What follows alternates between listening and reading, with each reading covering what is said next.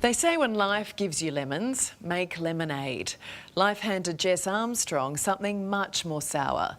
But she's turning that bad news into a booming business and helping other women along the way. With two little kids in tow, Mum and Dad Jess and Locke Armstrong just roll with the punches.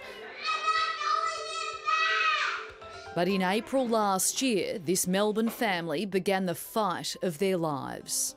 Just saying the words like I have cancer is the hardest thing that I've ever had to say to my mum. No breast cancer in my family. So there was a primary tumour right under my nipple, and what I had found was the secondary.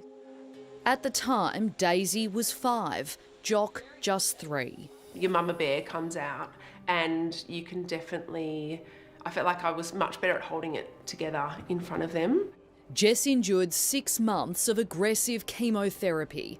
And then I went into a mastectomy and a reconstruction on my right breast.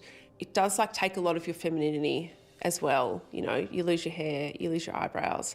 I lost a nipple. I just felt like so much was being taken from me. But you just got to show up. And show up she did.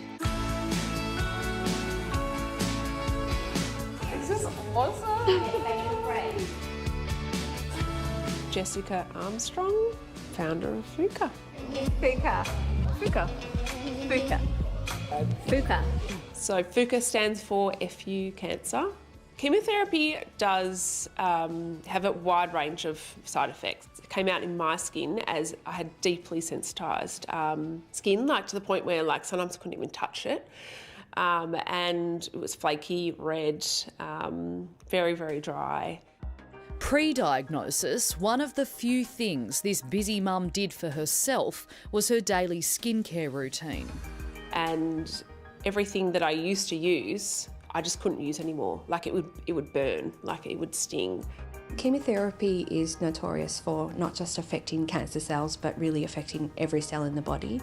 Cabrini Hospital oncologist Dr Libby Blackley specialises in treating breast cancer patients, Jess being one of them. We usually advise people to use products that are quite bland and certainly no active ingredients during chemotherapy. I just wanted stuff that I felt, safe to use, but also felt really good. Jess learned she needed to avoid what Fuka calls the dirty dozen. Ingredients including fragrances, synthetic dyes, parabens and sulfates. Thank you. You're so welcome. Now making the products she'd long wanted, Jess has done hospital drop-offs to those on the journey she knows can be a lonely one. All our little goodies. Yeah, you can go and visit it together if you want. Yeah. For women going through cancer, when you're bald and you don't have eyelashes and you look around in the industry, there is no representation of us at all. So you feel really left out. So do you think the beauty industry still has a long way to go in terms of looking out for all women? It's getting better. It's getting better. The beauty industry, I feel like, is still lagging. You know, we have acne, we have blemishes, we have wrinkles. And that's why with Fuka, I wanted to make sure that all of our models have or were still going through cancer. Jess gives a percentage of her profits to Breast Cancer Network Australia. It does make you think about, your life as a whole and, what are you contributing? After her last round of chemotherapy in October, the mum is now in remission. And Jess may still be packing orders in a little room at home, but make no mistake, her business is about to soar, with beauty retailer Mecca getting behind her brand. It's like something out of my wildest dreams, really. So when will it be in the shop? In March 2025. She had a vision, so I knew that it was going to be successful, and here we are today, so very proud of her.